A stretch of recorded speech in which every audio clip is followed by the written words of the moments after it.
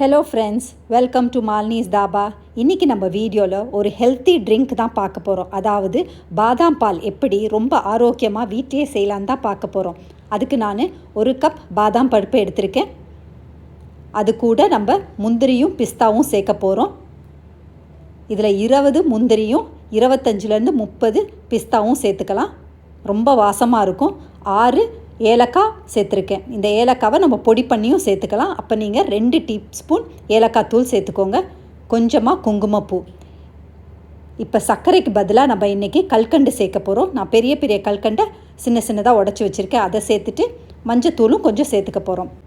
இப்போ அடுப்பில் பேன் சூடாக இருக்குது. நம்ம எடுத்து வச்சுருக்க பாதாம் பருப்பை சேர்த்துட்டு லோ ஃப்ளேமில் வச்சு ஒரு 10லேருந்து 15 நிமிஷம் லோ ஃப்ளேமில் வச்சு நல்லா ஃப்ரை பண்ணி எடுத்துக்கலாம்.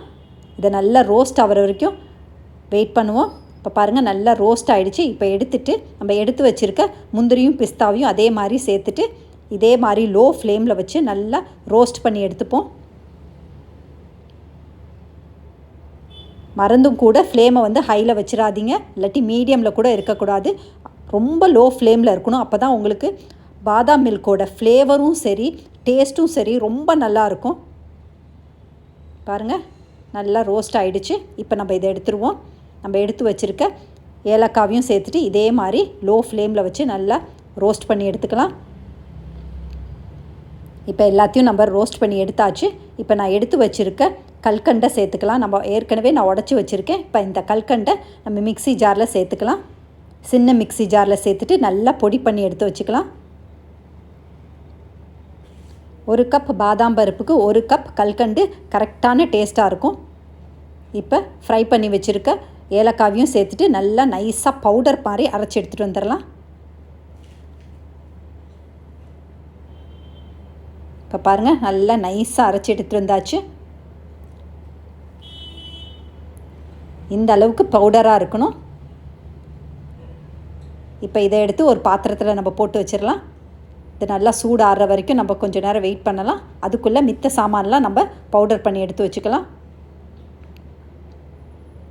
அதே மிக்ஸி ஜாரில் நம்ம ரோஸ்ட் பண்ணி வச்சுருக்க பாதாம் முந்திரி பிஸ்தா எல்லாத்தையும் சேர்த்துக்கலாம். நார்மல் மோடில் வச்சு இந்த பருப்பை நம்ம கிரைண்ட் பண்ணக்கூடாது. பல்ஸ் மோடில் தான் நம்ம கிரைண்ட் பண்ணணும். நான் 1 டீஸ்பூன் குங்குமப்பூ சேர்த்துருக்கேன். குங்குமப்பூ இல்லாதவங்க இதை ஸ்கிப் பண்ணிக்கலாம். ஆனால் குங்குமப்பூ போட்டால் ரொம்ப வாசமாக இருக்கும். கலர் கூட ரொம்ப நல்லாயிருக்கும். இப்போ பாருங்கள், நல்லா கொரப்பாக பல்ஸ் மோடில் ஒரு 10 தடவை நல்லா சுற்றி எடுத்துகிட்டு வந்துருக்கேன். நல்லா கொரப்பாக இருக்குது. 4-5 டீஸ்பூன் இந்த மாதிரி கொரப்பாக அரைச்சி வச்சுருக்க பவுடர்லேருந்து கொஞ்சம் எடுத்து வச்சுக்கலாம். பிறகு நான் எப்படி சேர்க்கணுன்னு இதை நான் சொல்கிறேன். மீதி உள்ளதை நல்லா நைஸாக பவுடர் மாதிரி அரைச்சி எடுத்து வச்சுக்கலாம். இப்போ ஒரு பெரிய ஜார் எடுத்து வச்சுருக்கேன். நம்ம ஏற்கனவே பொடி பண்ணி வச்சுருக்க கல்கண்டை பவுடரை இப்போ சேர்த்துக்கலாம். இந்த கல்கண்டு பவுடரை சேர்த்துட்டு நம்ம ஏற்கனவே பவுடர் பண்ணி வச்சுருக்க பாதாம் பிஸ்தா முந்திரியோட பவுடரையும் நல்லா சேர்த்துக்கலாம். நல்லா பாருங்கள், நல்லா பவுடர் மாதிரி இருக்குது. இப்போ நம்ம எல்லா பொருட்களும் கையில் கலந்து விடுறதை விட இந்த மாதிரி மிக்சியில் போட்டு ஒரு 30 செகண்ட் நல்லா கலந்து விடும்போது எல்லாம் ஒரே மாதிரி ஈவனாக கலந்து வரும். இதில் 1 டீஸ்பூன் மஞ்சத்தூளியும் போட்டு ஒரு 30 செகண்ட் நல்லா சுற்றி எடுத்துகிட்டு வந்துடலாம். பாருங்கள், எல்லாம் நல்லா கலந்து வந்திருக்கு. இதை திறந்த உடனே நல்ல ஒரு மனம் வருது. இந்த பாதாம் பிஸ்தா முந்திரி குங்குமப்பூ மஞ்சத்தூள் அதோட ஸ்மெல் எல்லாம் கலந்த உடனே ஒரு நல்ல ஸ்மெல் இருக்குது. இது அப்படியே சூடாக இருக்குது. இதை ஒரு பாத்திரத்தில் நம்ம போட்டுக்கலாம். நீங்கள் இந்த பவுடரை ஒரு தடவை செஞ்சு குடிச்சு பாருங்கள் பாதாம் பாலை.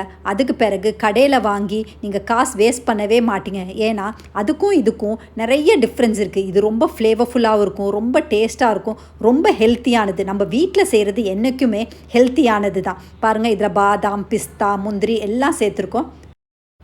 நம்ம ஏற்கனவே எடுத்து வச்சுருந்த கொரப்பான பவுடரை இப்போ சேர்த்துக்கலாம். இதையும் சேர்த்துட்டு நல்லா கலந்து விட்டுருங்க.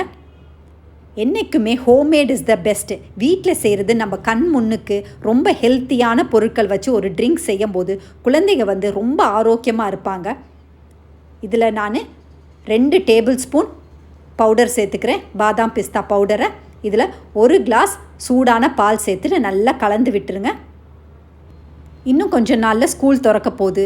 காலையில் சாப்பிட மாட்டேன்னு அடம் பிடிக்கிற குழந்தைகளுக்கு இந்த மாதிரி ஒரு ஹெல்த் ட்ரிங்க்கை நம்ம வீட்லேயே செஞ்சு கொடுக்கும்போது நமக்கும் சந்தோஷம், அதே நேரத்தில் குழந்தைங்களுக்கும் டென்ஷனே இல்லாமல் காலையில் ஸ்கூலுக்கு போவாங்க. பாருங்கள் எவ்வளோ ஹெல்த்தியான ஒரு ட்ரிங்க் ரொம்ப ஈஸியாக நம்ம செஞ்சிட்டோம்.